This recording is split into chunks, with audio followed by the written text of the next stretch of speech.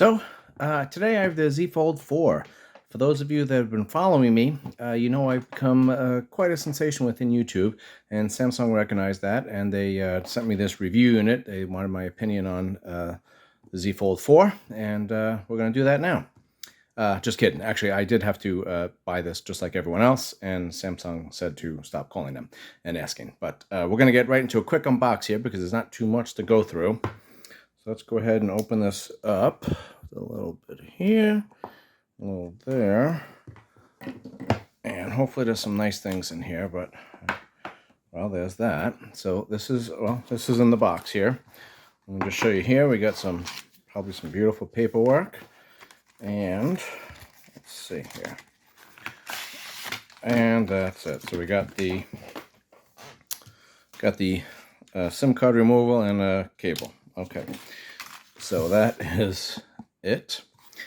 And then there's not much more room in the box here, so not going to be a lot more to show you, but here is another bottom of the empty box.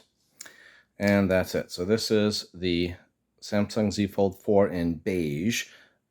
Looks pretty sharp, and obviously that's the front. We'll open this up in a minute, but that's with the beige, you get the kind of the gold outline here. And if you notice around here, if you concerned about getting a different color, around the camera edge here will be beige. So most of the cases will just cover this part, and this will poke through. So if you like the contrast, that's fine, but you know, if not, then be aware. So the little arrow here to start pulling this, and hopefully I don't pull off anything we're not supposed to. I almost did, but here we go. That's a nice sound. I'm kind of rushing through this a little bit since it's on video, otherwise I'd kind of take my time with it, believe it or not. So here we go, and I almost don't want to fold it here, but let's see. Wow, that's tight.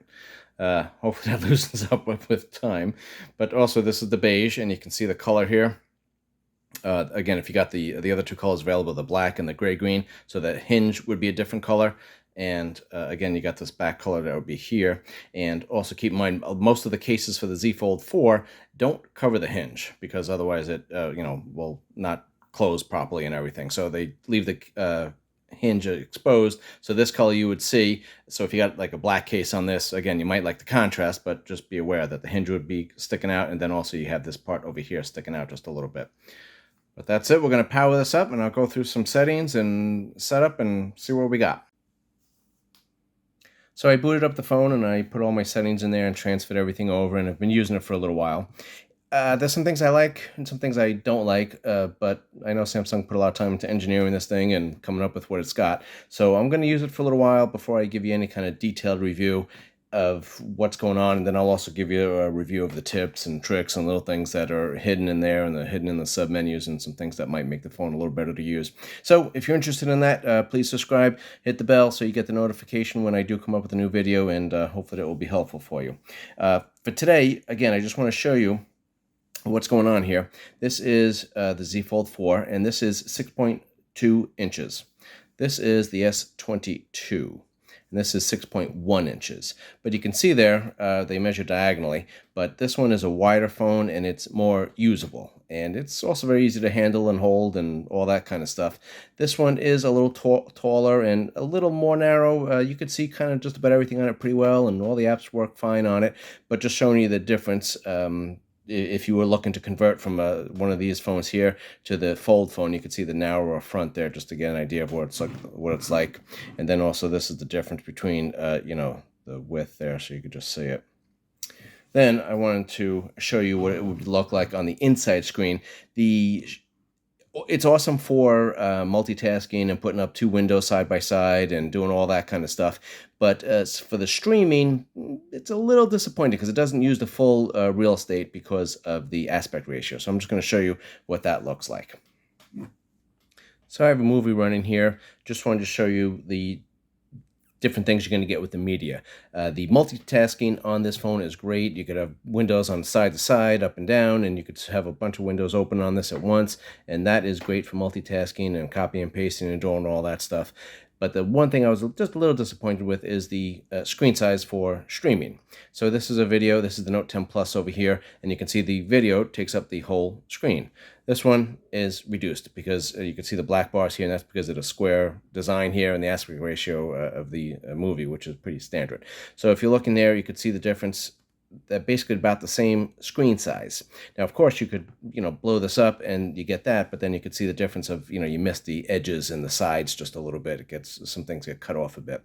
So, like I said, this is great for most things. The streaming is just a little disappointing. So if you think you're going to fill up this whole screen with, the movie, you can, like I said, but if you want to watch it in the perfect way, this would need to be a little more rectangular. So just to show you the difference there. And like I said, I'm going to go through some more stuff and show you in detail, and I'll fool around with the settings, see if I could change anything else. But as of now, that's the difference. You can see the size difference there. It's almost the same, and this is the Note 10 Plus, like I said. So one other thing I just want to briefly talk about before I end the video, and like I said, I will be going to a full review on this and going through a bunch of tips and tricks and showing you all that stuff at a later date after I use this for a little bit longer. But the other big thing was the S Pen. So let me just show you here. This is the S Pen Fold Edition, and then this is the Note 10 Plus S Pen. So you can see the difference there. A lot of people are upset that this wasn't included inside the phone, the Z Fold 4, but it's pretty large, and it wouldn't fit in there very easily, I don't think, and they probably didn't have any room for it, obviously. But if you look at this, this S Pen I used for a long time, and it's great, but it is a little hard to grab and, find the button and all that kind of stuff. This one is just more like a pen, just very easy to use, very easy to hold, and it works great on the phone. So you could see the crease on the fold, and you could feel it. But honestly, it doesn't really bother me. When you're doing the multitasking, it's usually not an issue because you got the two screens side by side. You're not really going across the middle. But if you do flip the other way, you can feel it. But I just wanted to show you. So the S Pen doesn't even notice that you drew over the crease there. Try to draw a straight line here. And you can see it recognizes it fine. Writing across it, it actually continues just fine. There's no problems there. I wrote across there. I know with the Fold 3, a lot of people said they would have to rotate it like this so they didn't write across the bezel there.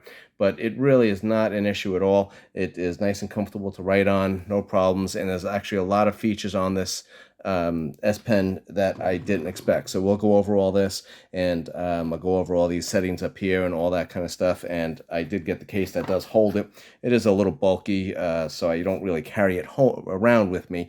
But when I'm at home trying to write some notes or even just scrolling through the internet and things like that, this thing works great, and it doesn't indent the screen at all. So, like I said, I'm going to use this for a little bit longer, and just hit that notification bell so that when I do come up with a review of all the details, and I'll go over the tips and tricks and kind of give you my opinion if you want to hear it, and hopefully I'll give you some information that will be useful. Thanks, and see you next time.